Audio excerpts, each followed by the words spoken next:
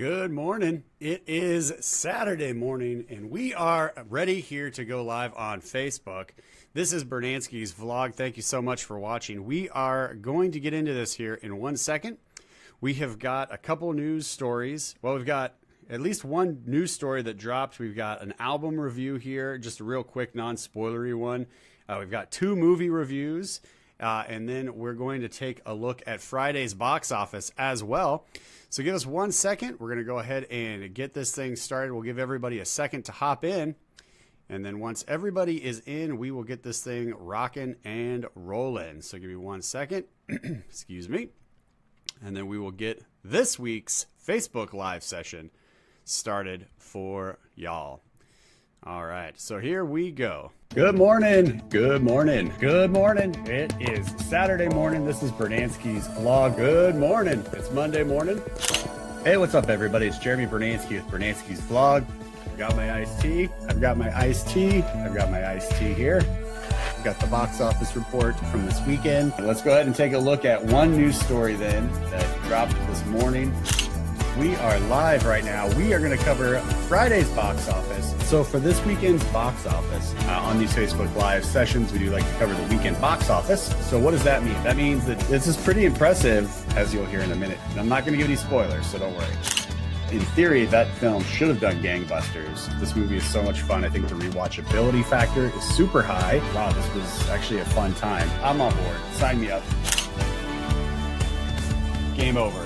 If you're watching this on replay, thank you. All right, let's just get into it. Number 5, or 4, and number 3, number 2, and number 1. All right, we're back. I'm Jeremy Brunansky. This is Brunansky's vlog live here on Facebook. This is one of the 2 live shows that we do here on Facebook, along with the weekly show that drops every Monday at 10 a.m. PST on YouTube. On this show, we like to cover Friday's box office, and then on Monday, we cover the weekend box office, maybe 1 or 2 news stories and anything that kind of just like jumps out at us. And then we'll cover it right here as well. As long as you guys are enjoying this, we will keep doing it. So thank you so much for the likes on Facebook. Thank you so much for the likes and the subscriptions on YouTube. And again, if you're watching this on Facebook Live, thanks. And if you're watching this on the YouTube replay, thank you as well. Let's go ahead and take a look now at the Friday box office report. And we'll go ahead and take a look and see what came in the top 5.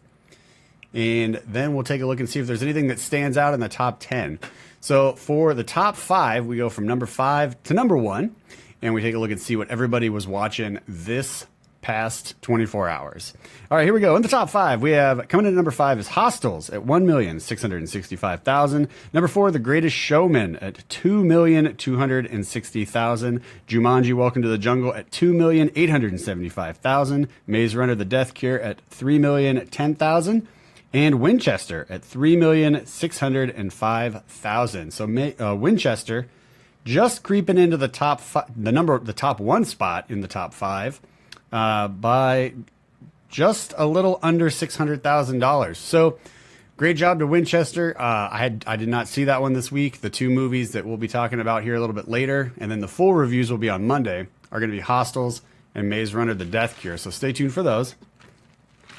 But hey, Winchester, I didn't see it making that much money and coming in the number 1 spot. It's a horror movie with Helen Mirren.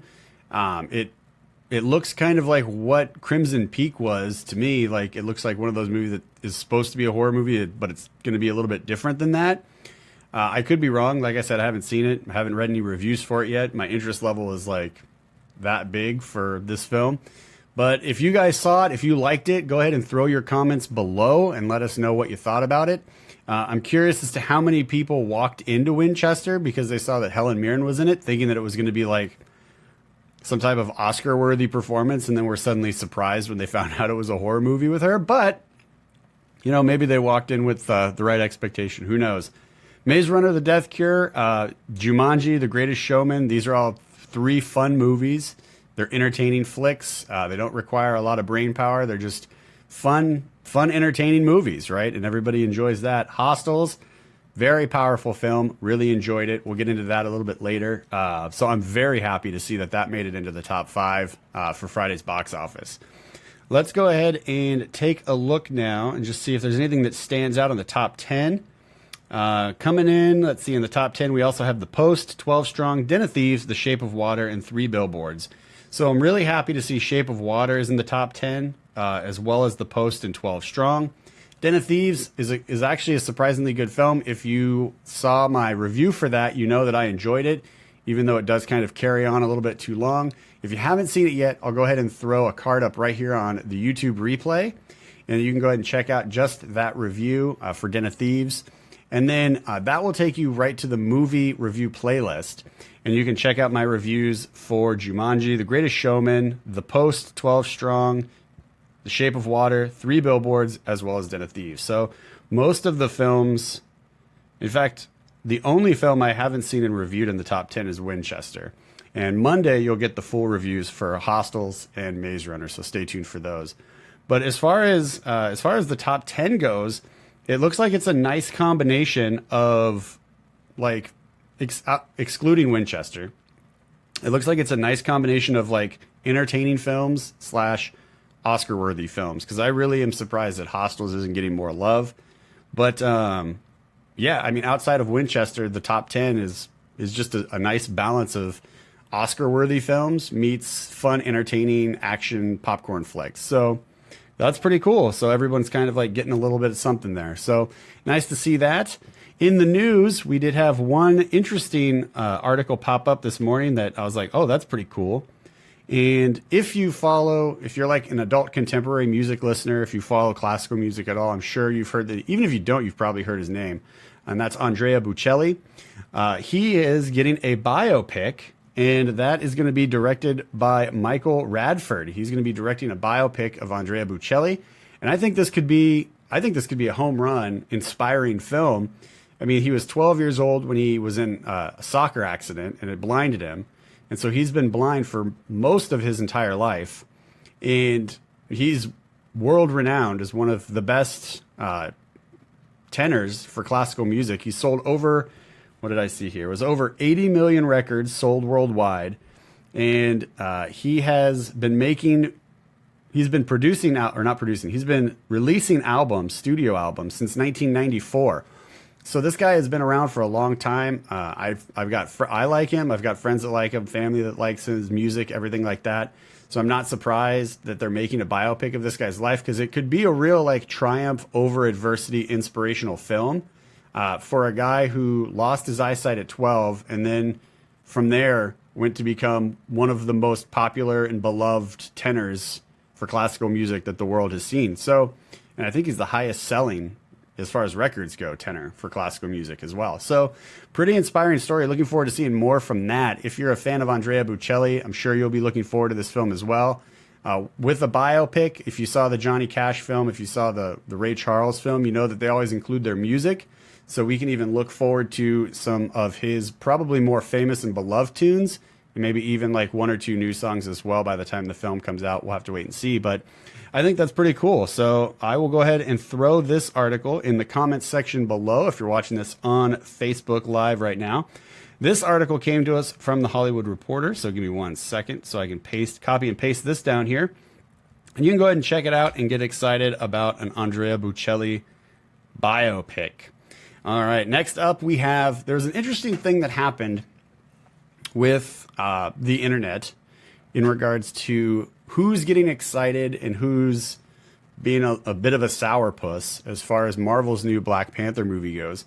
So there is this group, and normally I wouldn't pay any mind to people who are being negative. Like, if you want to be negative, go be negative in your little negative hole and leave the rest of positive life to the rest of us positive people. But keep your negativity in your little negative troll hole and just kind of live there. So instead, I saw this as an opportunity to kind of smile and laugh at the sheer stupidity of it all. So it was like, yes, is it negative? Yes. Is it so stupid it's funny? Absolutely.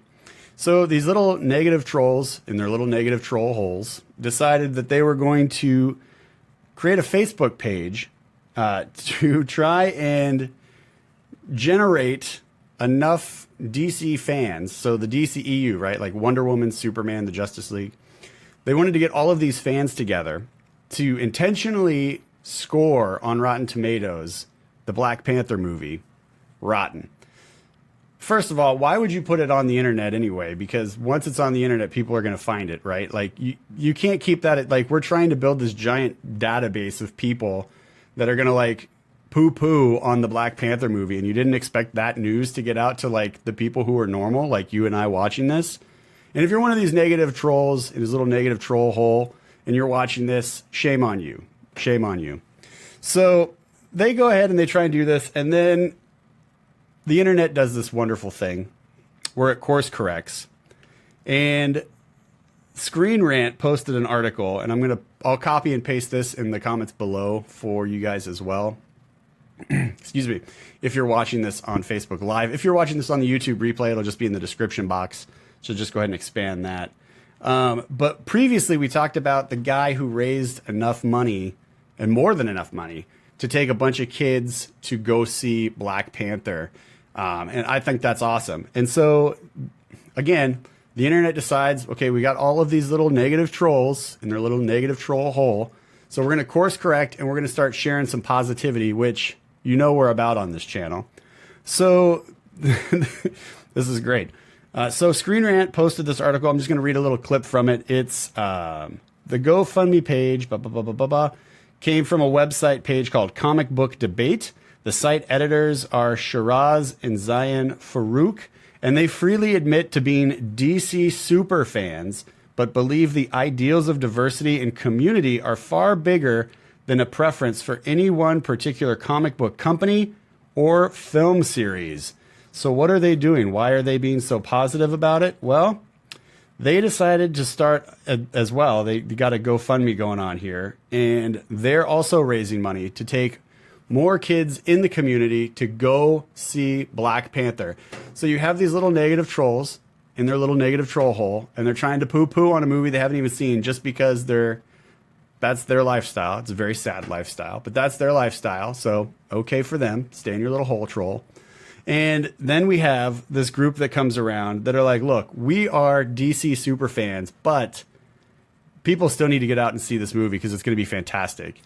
And I mean, if we hadn't already if we hadn't already figured out Certified Rad for this week, I mean, this would be Certified Rad, but we can just make it Certified Rad for this Facebook Live, because this is most definitely Certified Rad. These guys are like, look, we're DC super fans, but we're not going to let like our fandom overshadow the importance of this film and the impact it can have on the community. So hats off to site editor Shiraz and Zayan. I hope I'm pronouncing those names right. Because I think that's super rad that you guys are stepping outside of the box and you're like, look, we're going to do this thing and we're going to do it proper. So job well done there. Give me 1 second and I'll go ahead and throw this article. Again, it's coming from Screen Rant in the comments section below. We can get you guys to see that there.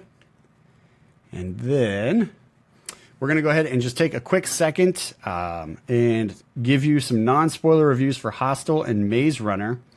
Because I got out to see those, and surprisingly, I enjoyed them both. I didn't really know what to expect from either. And to be honest, and you'll hear on the full review, I don't even really remember watching the trailers for Maze Runner. And Hostels, I really had all I knew is it was a Christian Bale Western.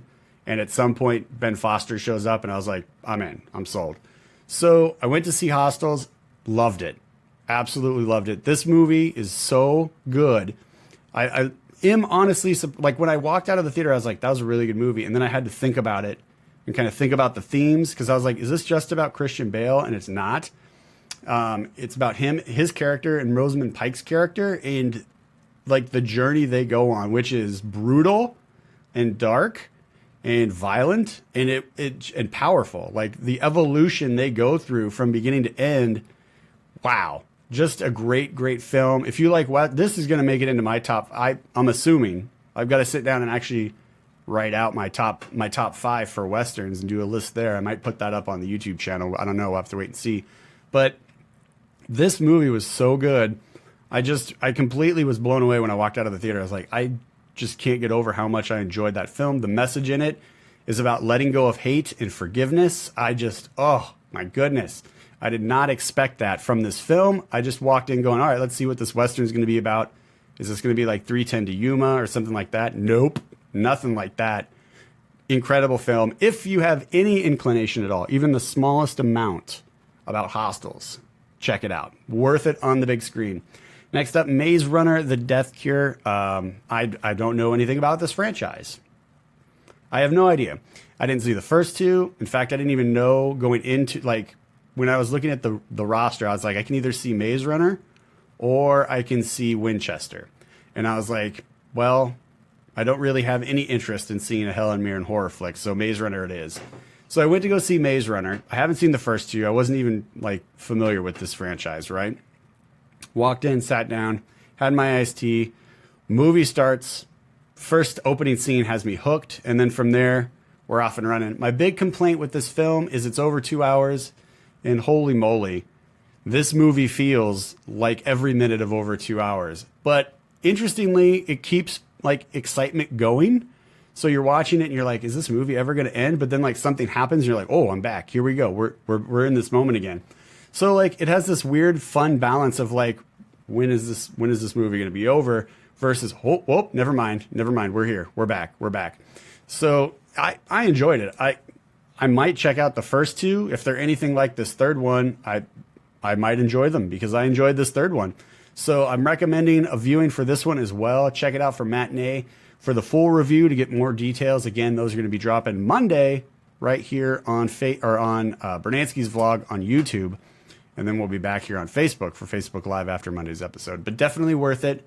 Check it out. Both of those films, two of them, worth your time. And then let's go ahead and just close out here real quick with, so Justin Timberlake, right? He's going to be performing at the Super Bowl tomorrow, I believe.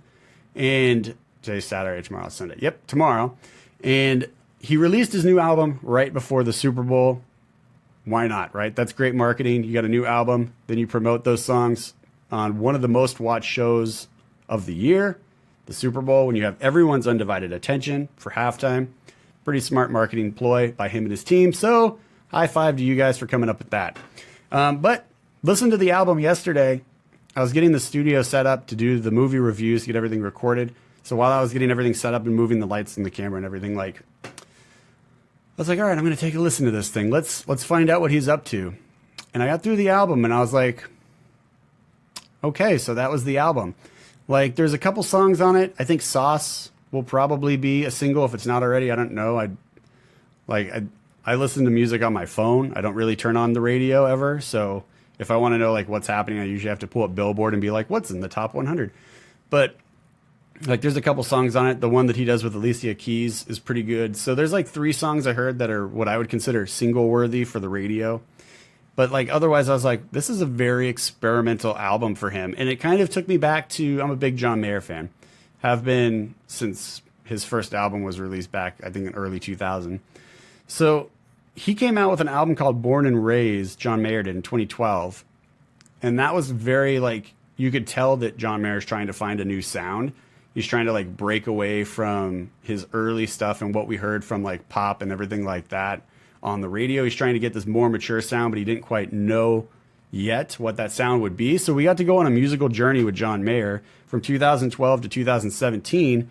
And that's 3 albums: Born and Raised, Paradise Valley, and then The Search for Everything. The Search for Everything kind of comes together and just brings together the sound that he's been working on for the last 5 years. And I feel like right now with JT, I feel like this is kind of his foray into a new sound. Like, this is, if it takes him 5 years to kind of figure it out, okay.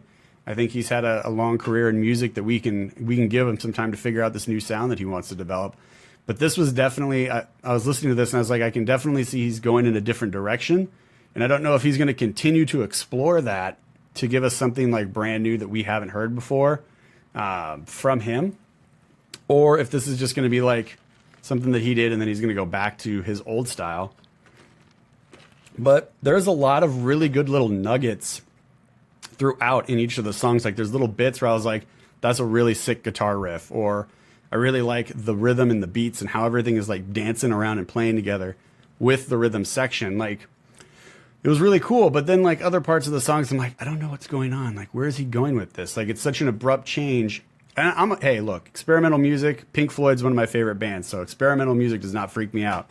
But I was just like, man, I don't know where he's going with some of these songs, but I can tell he's on a trajectory for something new, and that excites me. So hopefully over the next couple years when he starts dropping more albums, hopefully he does, we can go on this musical journey with him.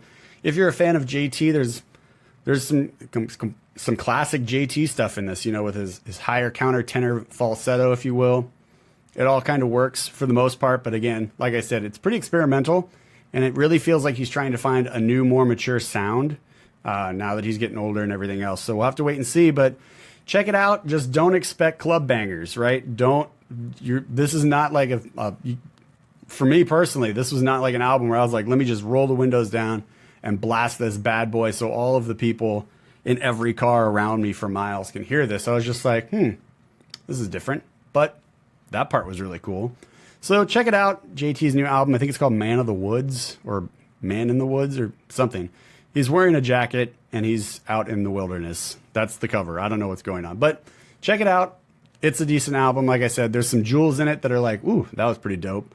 And then there's other parts where you're like, but either way, if you're a JT fan, check it out. Or you can always go back and revisit some of the other stuff that he's already put out. That's still pretty good and still holds up. All right, so that's going to be it for us this Saturday. I was going to say this week. This Saturday for Facebook Live. And let me just check the board and see if we have any questions that we need to get to before we sign off.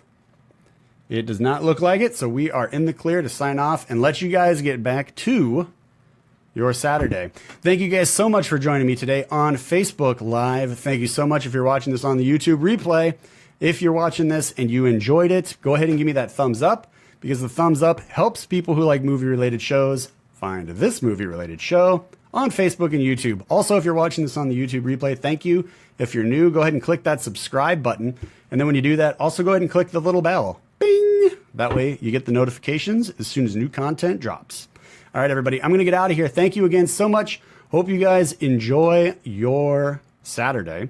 And go check out Maze Runner, The Death Cure, and Hostels. Again, Hostels, very violent, brutal, dark film, but an incredibly powerful message. Check it out. All right, I'm getting out of here. Thanks so much. This is Brunansky's Vlog, live on Facebook. New episode drops Monday, 10 a.m. PST on YouTube. And then we're right back here for Facebook Live right after that. Take care. Have a great weekend. Bye-bye. Hi, everybody. I'm Jeremy Brunansky, and you've just finished watching a Facebook Live replay. Now, if you enjoyed that, you may also want to check out the weekly show playlist, as well as the movie news playlist, which covers just the news segments from every Monday's episode. Don't forget to give us a thumbs up and click that subscribe. We'll see you guys next Monday right here on YouTube for a brand new episode of Brunansky's Vlog at 10 a.m. PST. Have a great week. Take care.